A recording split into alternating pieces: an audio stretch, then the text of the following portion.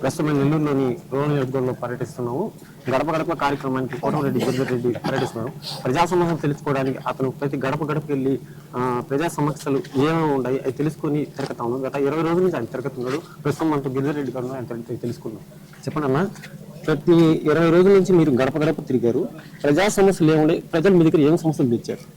గత 28 రోజులుగా నెల్లూరు రూరల్ నియోజకవర్గంలో ప్రతి గడప కూడా శాసనసభ్యులు కోటమిరెడ్డి శ్రీరెడ్డి గారి స్ఫూర్తితో తిరుగుతా ఉన్నాం.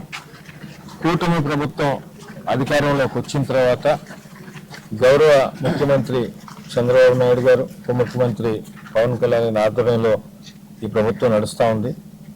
ఏదైతే ఎలక్షన్స్కు ముందు హామీ ఇచ్చారో ఆ హామీల్లో భాగంగా ఇప్పటికే పలు అభివృద్ధి పనులు స్టార్ట్ అయినాయి, పలు సంక్షేమ పథకాలు స్టార్ట్ అయినాయి, ఇంకా కూడా కొన్ని ఇవ్వబోతున్నారు.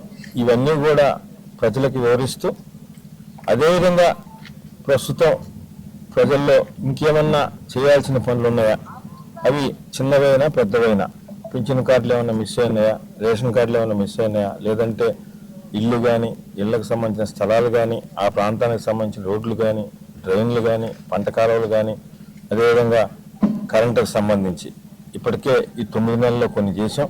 ఇంకా కూడా ఇంకేమైనా మిస్ అయి ఉంటే కూడా వారు మా దగ్గరకు వచ్చేది కాకుండా, ఎందుకంటే గత ఎన్నికల్లో నెల్లూరు రూరల్ నియోజకవర్గంలో తెలుగుదేశం పార్టీ అభ్యర్థిగా మా సోదరులు శ్రీరెడ్డి గారు పోటీ చేసినప్పుడు ఈ నియోజకవర్గం ప్రజలు బ్రహ్మరథం బట్టి 35,000 భారీ మెజార్టీ ఇచ్చి మా మీద మరింత బాధ్యత పెంచారు.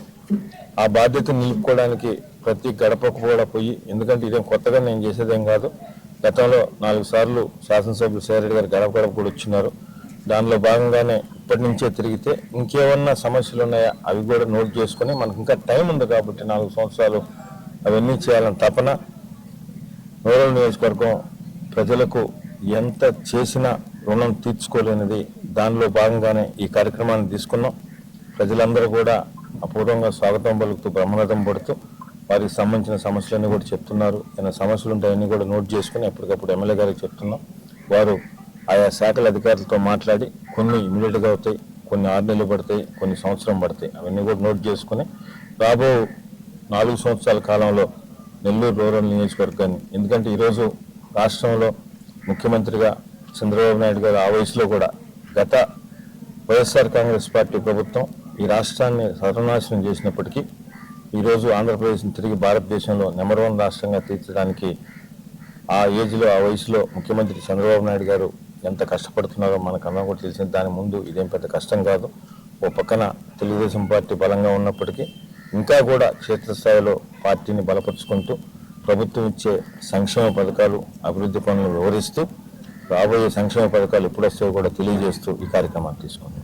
ప్రభుత్వం వచ్చి 7 నెలలు పూర్తి చేస్తుంది, కానీ గడప గడప కార్యక్రమం మళ్ళీ చేస్తున్నారు. దానికి ఏమంటారు?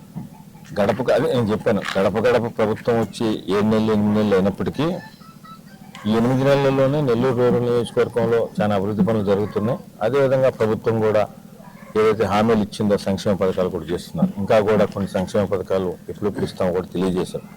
అవన్నీ ప్రజలకు వివరిస్తూ, మామూలుగా ఆఫీసులో ఉంటాం ఒకరికిద్దరం, మేమిద్దరమే కాకుండా ఆయా గ్రామాలకు సంబంధించిన తెలుగుదేశం పార్టీ నాయకులు కానీ, సర్పంచులు కానీ, ఉప సర్పంచులు కానీ, కార్పొరేటర్లు కానీ, జడ్పీటీసీలు కానీ, ఎంపీటీసీలు కానీ, మిగతా సీనియర్ పార్టీ నాయకులు అందరూ కూడా గ్రామాలతో ప్రజల్లో కలిసి మేము తిరుగుతున్నప్పటికీ, ఆఫీస్కి వస్తున్నప్పటికీ, సమస్యలు చెప్తున్నప్పటికీ, అవి కాకుండా మేమే నేరుగా పోయి తెలుసుకుంటే ఇంకేమైనా సమస్యలు ఉన్నాయో అవి కూడా తెలుసుకొని ప్రజలకి, ఇంకెవరన్నా ఆఫీస్కి రాని వాళ్ళు, లేకుంటే బడుగు బలహీన వర్గాలు, ఎస్సీ ఎస్టీ బీసీ మైనారిటీ వర్గాలు వాళ్ళకే పోయి వారికి సంబంధించిన సమస్యలు ఎప్పటికప్పుడు, ఎందుకంటే నిరంతరం కూడా గ్రామం అయినా డివిజన్ అయినా నిరంతరం కూడా పెరుగుతూ ఉంటుంది. దాన్ని దృష్టిలో పెట్టుకుని ఇంకా కూడా చేయాలని తపనతో మా మీద ఒక బాధ్యత పెట్టారండి. నెల్లూరు రూరల్ నియోజకవర్గంలో పార్టీ మారి 3సారి తెలుగుదేశం పార్టీ అభ్యర్థిగా పోటీ చేసినప్పుడు అవతల పోటీ చేసిన వ్యక్తి మీకు అందరికీ కూడా తెలుసు, జనాల్లో లేని వ్యక్తి అయినా డబ్బుల పరంగా ఓటమెరగడు, ఓటమి వీరుడు, ఓటమి లేనివాడు, నిన్ను రకరకాలుగా పుకార్లు చక్రాలుగా కొట్టినప్పటికీ నెల్లూరు రూరల్ నియోజకవర్గ ప్రజలు ఒక విజ్ఞతతో ఎవరైతే మనకు అందుబాటులో ఉంటారో, ఎవరైతే ఫోన్ చేస్తే పిలిస్తే పలుకుతారో, మన సమస్య అంటే ఎవరైతే మండి దగ్గరికి వస్తారో అనే నమ్మకంతో 35,000 మెజార్టీతో గెలిపించారు. దాన్ని తీర్చడానికి ఒకసారి కాదు 3 సార్లు కడపడ బిరికైనా ప్రజలకు ఏ సమస్య వచ్చినా తీర్చడం లక్ష్యంగా చేస్తాం. రేపు రాబోయే ఎలక్షన్ లో ఎమ్మెల్యేగా పోటీ చేస్తున్నారని ప్రచారం జరుగుతుంది. ఎవరు ఎమ్మెల్యేగా పోటీ చేస్తున్నారు? ఎమ్మెల్యేగా పోటీ చేస్తారు. ఎమ్మెల్యేగా గిరిధర్రెడ్డి పోటీ చేస్తాడా, శ్రీధర్ రెడ్డి గారు పోటీ చేస్తారా, లేకుంటే మా జాతీయ అధ్యక్షులు చంద్రబాబు నాయుడు గారు ఇంకెవరైనా, యువనేత లోకేష్ గారు ఇంకెవరినైనా పోటీ పెడతారనేది వారిష్టం. వారి అభిష్టం మేరకే మా కార్యక్రమం ఉంటుందని తెలియజేస్తాం. ఇది తాజా పరిస్థితి. ఎమ్మెల్యే గిరిరెడ్డి ఏమంటారంటే, నేను ఎమ్మెల్యేగా పోటీ చేసినా పోటీ చేయకపోయినా ప్రజల్లో నిత్యంగా ఉంటాను, నా కార్యక్రమానికి చంద్రబాబు నాయుడు సహకారం ఉంటుంది, అట్లాగే రూరల్ ఎమ్మెల్యే శ్రీధర్ రెడ్డి ఆశీస్సులు ఉంటాయి. నెల్లూరు జిల్లా 45